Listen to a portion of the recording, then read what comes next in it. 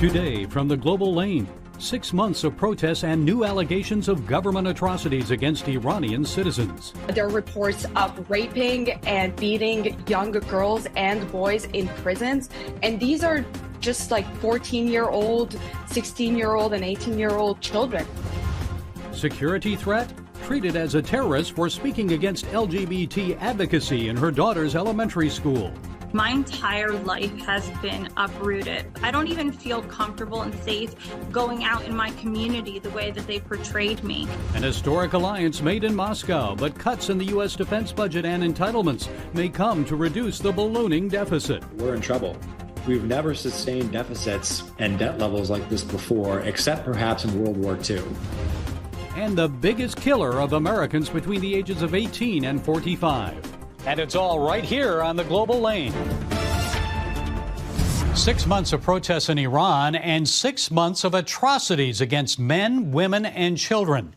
A new report from Amnesty International details the horrific beatings, torture, and rape of protest detainees, even children as young as 12 years old. Joining us with more to discuss how the Ayatollah and other Iranian government officials are treating citizens who are demanding freedom in their country is Tamine Debazorghi. She fled Iran for the United States. She's now a law school student and speaker with the Dissident Project. Tamine, many of the atrocities detailed by Amnesty International are just too disturbing to mention here, but they include electric shocks to genitalia, hanging children by scarves tied around their necks, sodomizing boys and women with pipes. I mean, these are things told to Amnesty International by Iranians they've interviewed. So what are your sources inside Iran telling you? Well, since 1979, Iran has been a dystopia. After 40 years of tyrannical rule, the Iranian Gen Z population is leading this fight against the Islamic Republic regime. They stand in front of bullets and they raise their voice for freedom.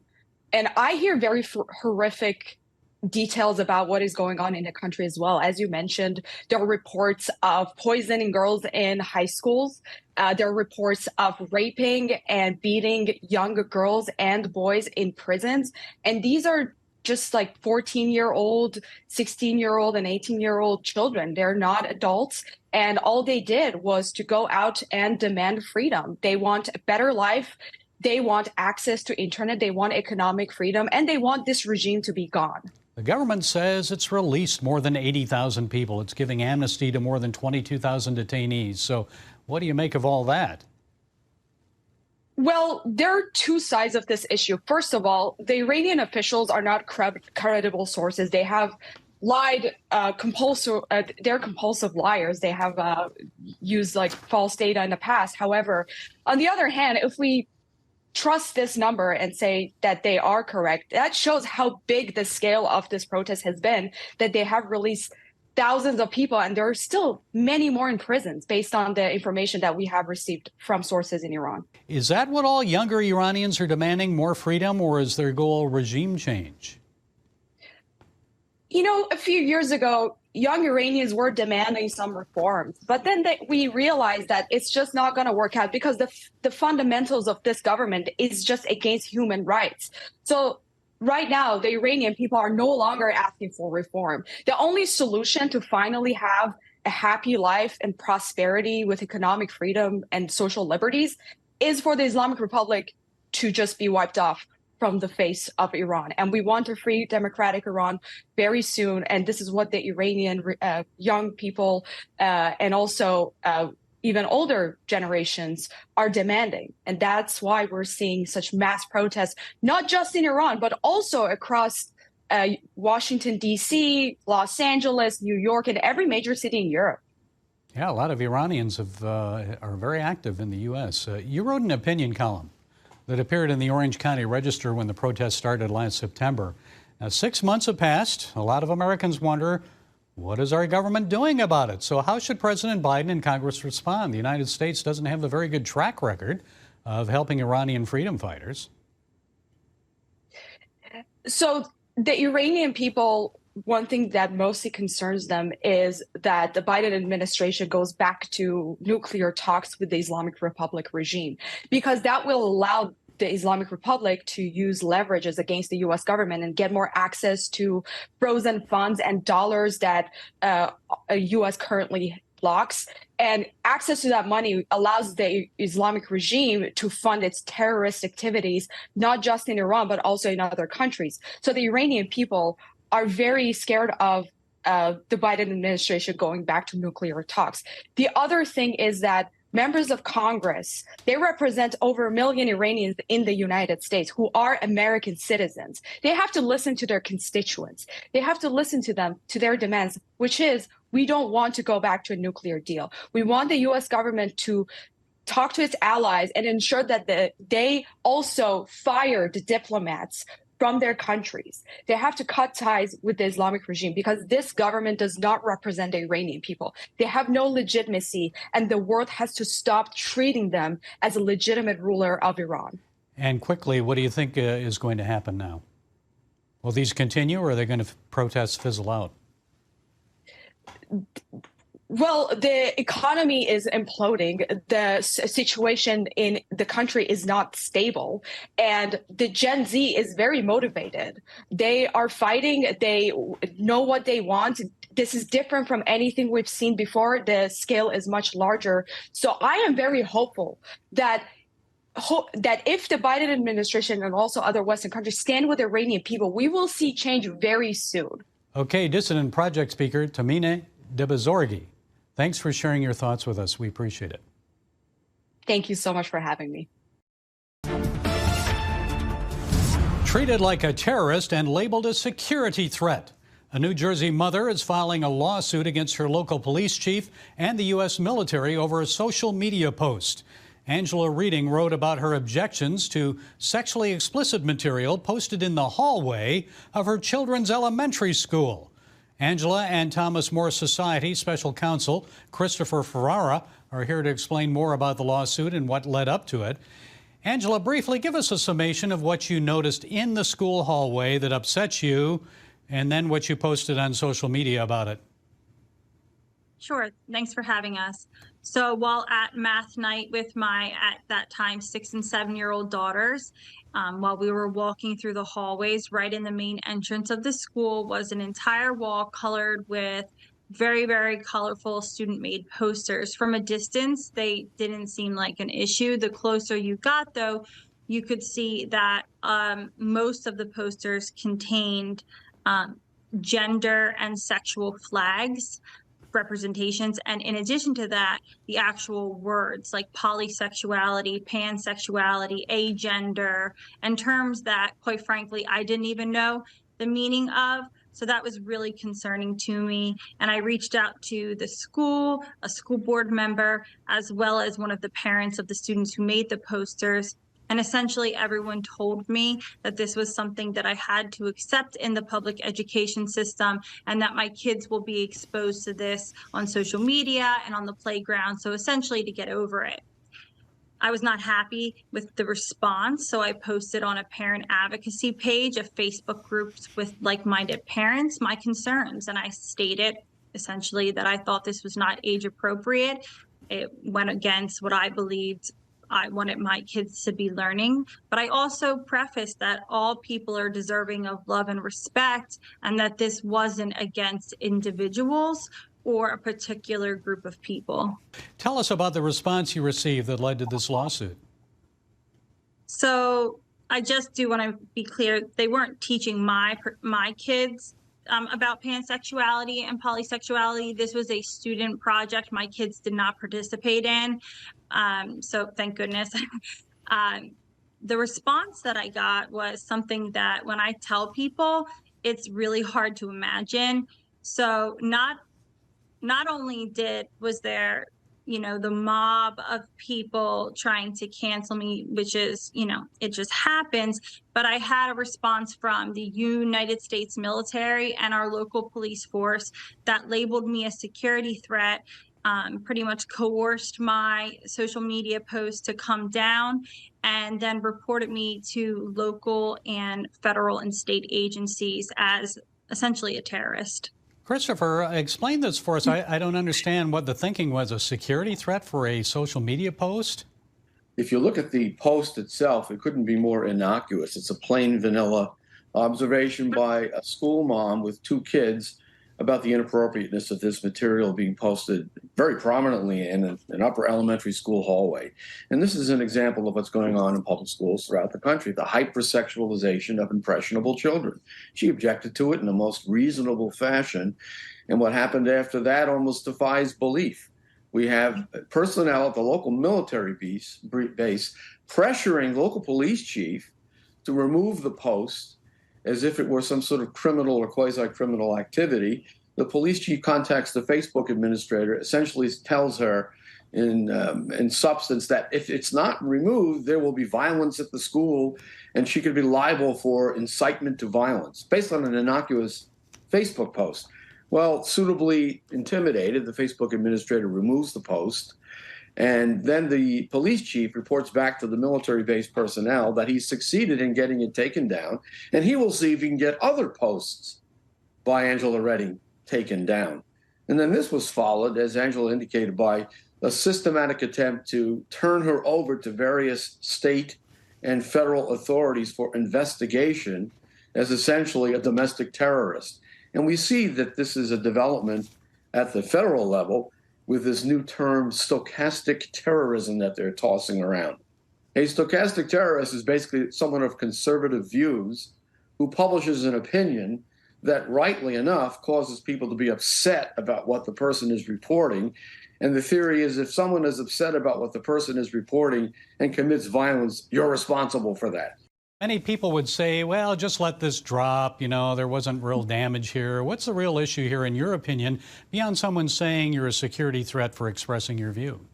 My entire life has been uprooted. When all this was taking place, I'm in law school. I had to stop going to school, not take my exams, which plummeted my GPA. I had to pull my kids from school during that time period for their safety. And I now don't feel safe with them even going back to that school, given how so many members of the community and the superintendent participated in this cancellation and portrayal as me as a security threat. So now I need to send my kids to a private school for their safety. Not only that, I was forced to resign from the school board for the safety of my children, and also so that I had an ability to file litigation to protect my civil rights. So this has completely uprooted my professional career. I was supposed to be working for a law firm representing school boards. So there are damages far outreaching that will follow me throughout my entire life. I don't even feel comfortable and safe going out in my community the way that they portrayed me. I've lost friends that don't talk to me who actually believed the things that were being said. And this theory only operates against parents with conservative views. We have a two-tier system of justice in this country. We've seen it again and again under the current administration, and this is just another example of this. Angela, what do you want to see happen here?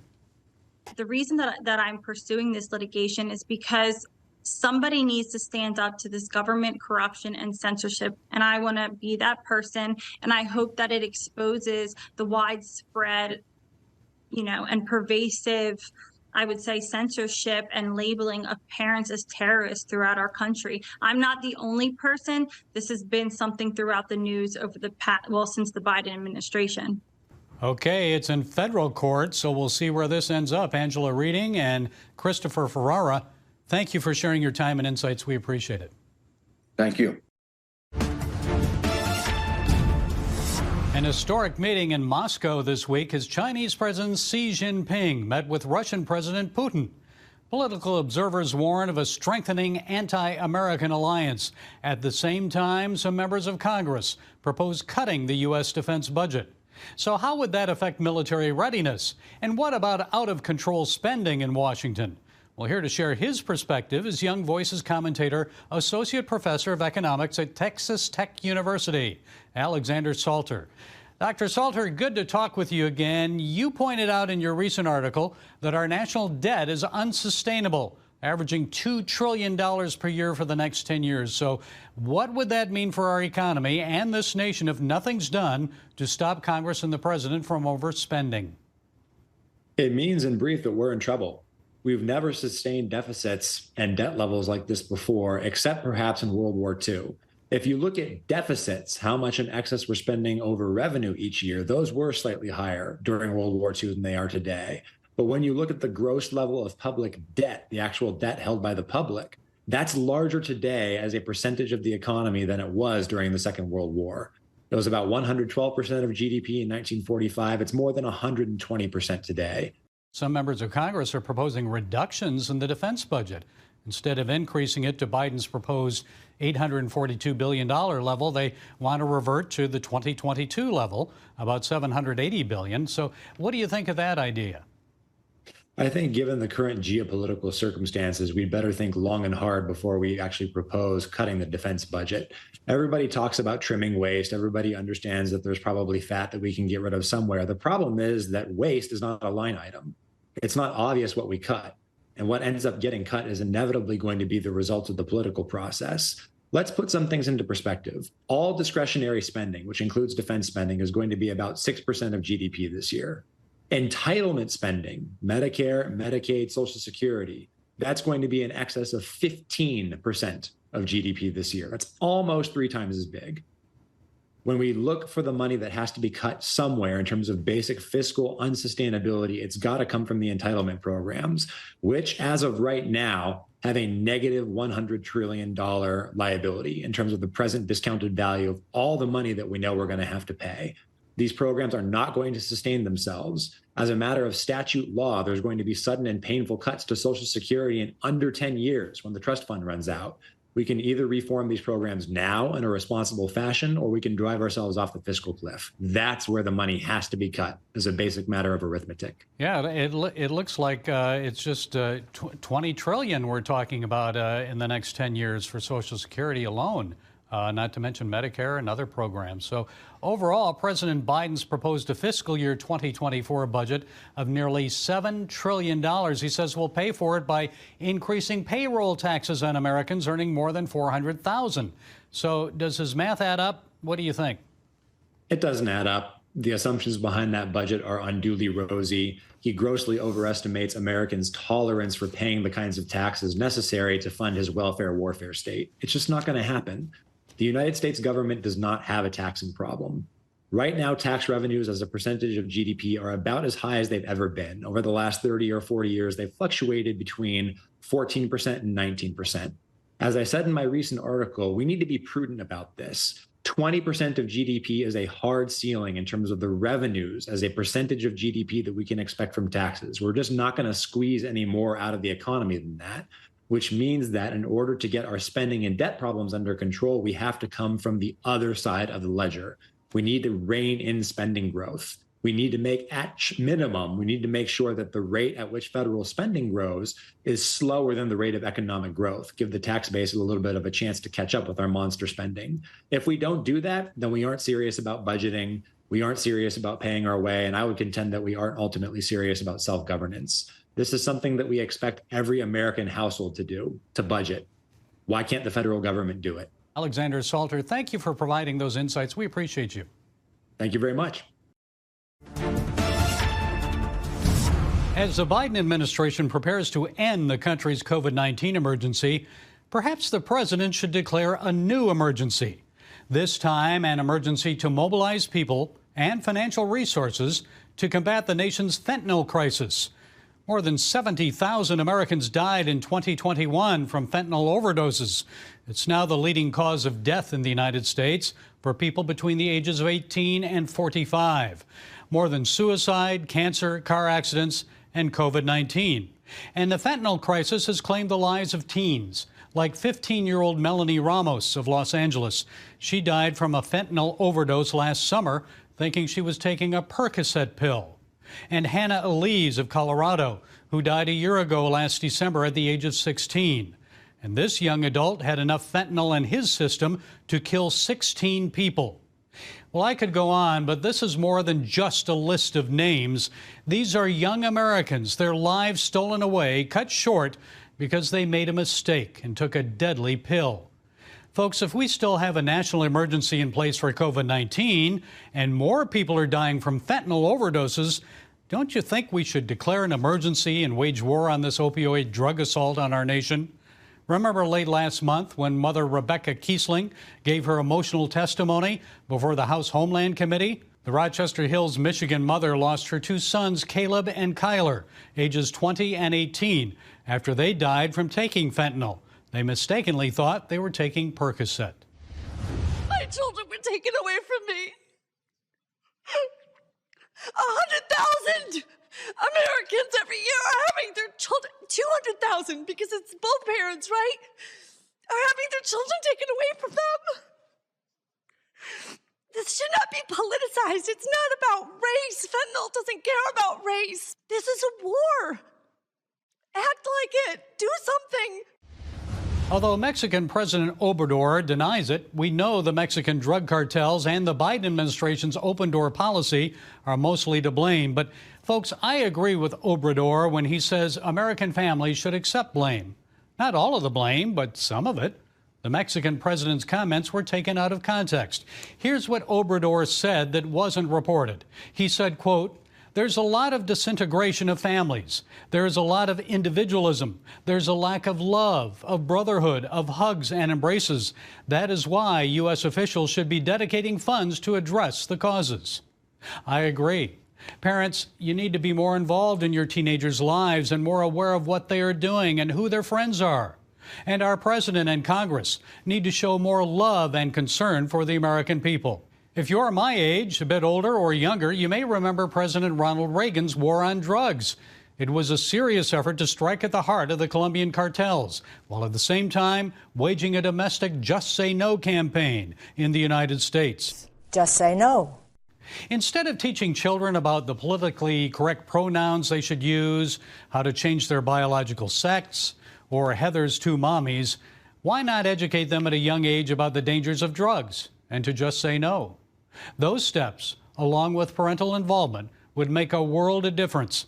Reducing demand for drugs in the U.S. would save lives and put the Mexican cartels out of business. Well, that's it today from the Global Lane. Be sure to follow us on the CBN News and NRB channel, social media, and our broadcast affiliates. And until next time, be blessed.